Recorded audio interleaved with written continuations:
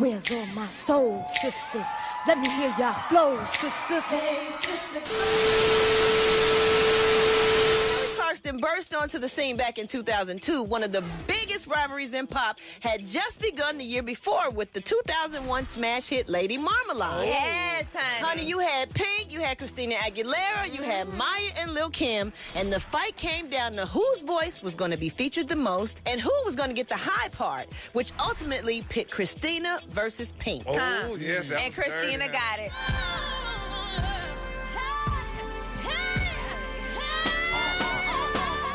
Okay, so Christina, what about any makeup tips for the house style audience for me? Do you have it? For this, For well, anything. if you want to look from like a Moulin Rouge girl, I guess the key is to be very over the top, lots of gems, lots of jewels, eyelashes, color, vibrant, strong makeup. It's just about having fun as a female and just being very over the top in whatever you're wearing, what you're doing, and in the movie it's all about like the Can girls, and it's all about being a dancer and going full out. So that's kind of what it's about. Are you excited working with these girls? Yeah, because they're all my favorite. They're my favorites, and we get along pretty well.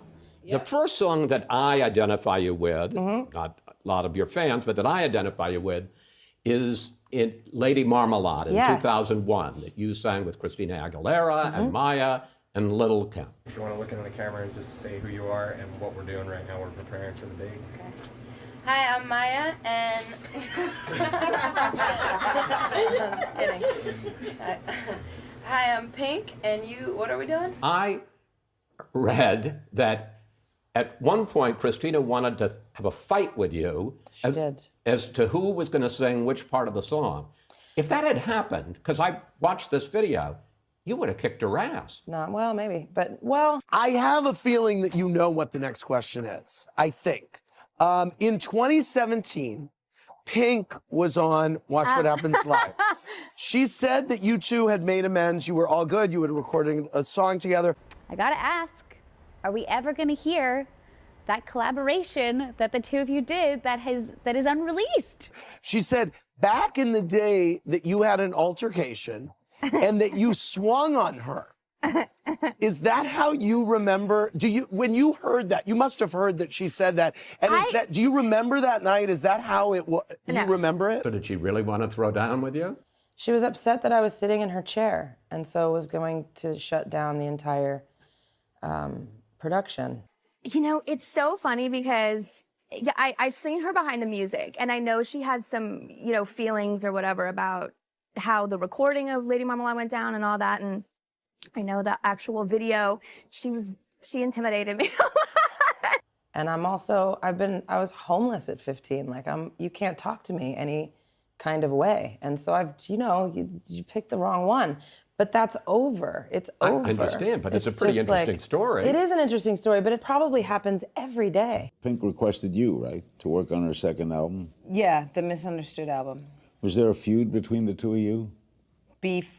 Is there any kind of... Oh, no. Right now, I got a little cocky, You did? Yeah, I did. I got a little cocky with things because, I went from my 4 non-blondes and we had one hit. We were huge, sold 7 million records off a song. Awesome. But I needed to do something else. It wasn't my thing. So I went off and I ventured and made a couple of albums to explore. And then I decided, I can write for other people. And then I meet this girl that is calling me on my phone and we make this great album. She sells 12 million records. Yeah, I got cocky. I got a little ahead of myself. And did what? Well, I think that I started feeling like maybe I got controlling with Alicia and maybe felt that she should be doing things that, like she came out with some albums and after the Misunderstood record, and I'm like, what are you doing? Like, you should still follow. I got controlling. So are you broken up now? And then we had a feud, and then she, didn't want me working with other people because she wanted to claim me. You've done 2 albums, at least with Linda Perry, who's a great songwriter, a great collaborator with you. And that story drives me nuts. That you heard the song "Beautiful," I'm beautiful in every single way, which is Such a fucking good song. It's a brilliant song. It's one of my favorite songs. Yep. And you said to Linda Perry, who you were working with, I want that song. That song speaks to me. I want to sing it. I could picture you singing that song beautifully and really just connecting with that song. Linda says to you, I don't hear you on that. I gave this song to Christina Aguilera. It was her biggest hit. You know, one great thing about Linda is she will pull perfection out of you, and she did that with Christina. She did that. That song ended up where it was supposed to be. Christina sounded incredible on that song, because Linda will tell you, fuck your stupid vibrato. It's what she used to say to me all the time. Because I sang Phantom of the Opera and Les Mis. She's like, no. I want to know how you feel. I want to know what hurts. Here's the microphone. And I'm like, and I wrote eventually with her about my managers that had completely screwed me over. I didn't even know I had that in me. Linda knew I had that in me. And she did that with Christina with that song. That song was, it found its home. But, you know, Linda and I's relationship was very, very complicated. Very complicated. She always said I burst her bubble, and she was so much happier when she was left alone. And that she never wanted any of this. And so when I found her, it was because of Bigger, Better, Faster, More. It was because of songs like Drifting. I used to trip on acid at 12 and 13 years old and sing out of the attic, Drifting at the top of my lungs until the cops were called, because her voice, I could feel myself in her. And it was the first time that I could feel that outside of Janis Joplin. Wow. And when you find that in someone, that's why people become fans and crazy fans, because that person knows them. That person knows their pain, and you have to tell them that. And I had to tell Linda that, and that's why I went and found her, and I wouldn't give up. And so when I was working with her, I felt betrayed when she went on to work with everybody else, because then she became the pop hit maker. And I was like, no, I thought what we had was special. And that was and everyone was like, why the fuck are you looking for Linda Perry? And I was like, you don't understand. You don't understand. Our personalities just didn't, not everybody is supposed to like each other, and that's okay. And back then, our personalities did not mix at all.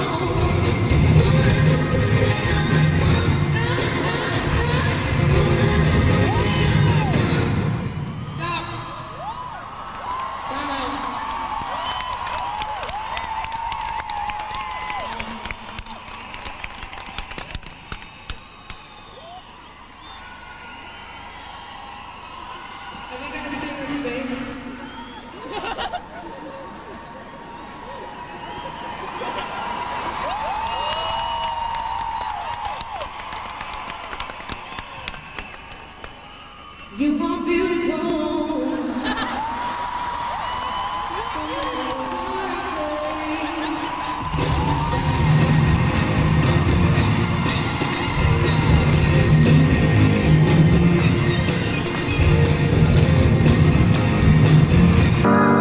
Everyone you know is trying to smooth it over.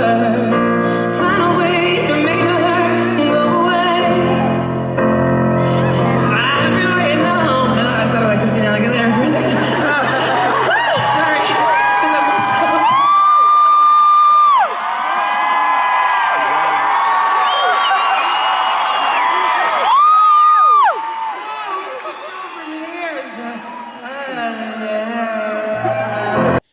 Some people don't get along, and then they figure it out, and they realize what's important, and they hug it out, and they move on. In New York City. Wait, when I was painted instead of shirt, was it that one? Spin the Bottle with Christina Aguilera? Yeah, she kissed me. That was a fun party. I have a love memory. I don't know. We You have a love memory. She remembers you swinging on her. Wait. Yeah. Look at her and look at me. Like I wouldn't swing on her. She's like, she can beat my ass. Right. Are you kidding me? So she could really beat my ass. You remember playing Spin the Bottle and maybe kissing her or something. Yeah. How did you know that? Someone who's also always doing cool stuff, Christina Aguilera. Now, I gotta ask, are we ever gonna hear that collaboration that the two of you did that is unreleased? No idea. I'm putting it out. I love full circle moments, though. That's the point, right? Like, yeah. Christina and I went through our stuff before, and full circle moments, like the trust fall video, right? I had a falling out. I did What About Us with Georgia Hudson, and then her and I had kind of a falling out. And then I thought of her again for Trust Fall, and I just called her and I was like, hey, do you want to work with me again? And she was like, she was crying because she was so happy to not have to be able to put a period on the end of the sentence and to have it be a wonder. You know, I love full circle moments. I love when we can forgive and move on and do something wonderful.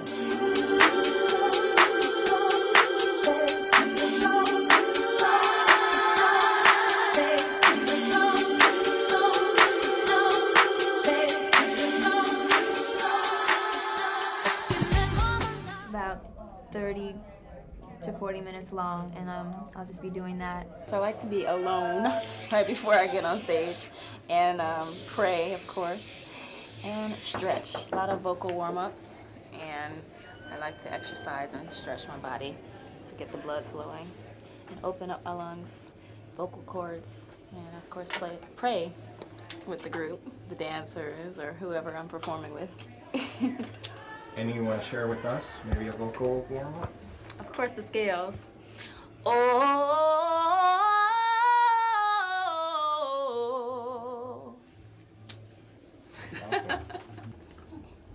Awesome. When do you get the most nervous? Do you get nervous during a show? Sometimes. Yeah. All the time, I'm lying. I get nervous.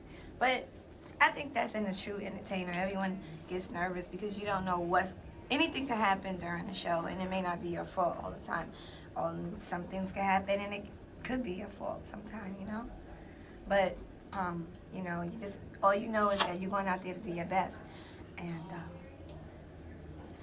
a heel could come off, an eyelash could come off. Anything can happen. When do you get the most nervous when you're performing? Is it right before? Or? I think, yes, as I'm in the wings and the announcer is reading his lines. I think the introduction is the scariest part because they're saying all these great and wonderful things about artists and it's hard to believe it. And you just want to go ahead and do your thing and please everyone, and it's just so much expectation. I get nervous afterwards. I don't think about it enough to get nervous beforehand. To me, it's just kind of like whatever happens, happens. But then afterwards, I start thinking like, oh God, what did I do? Did I crack? Did I fall? Because I black out. When I start singing, it's just, I don't know what's going on. What do you think the biggest challenge for tonight's performance is? The other girls were talking about the stairs. Have you seen my boots? Yeah. It's definitely the boots and the stairs. I'm with them.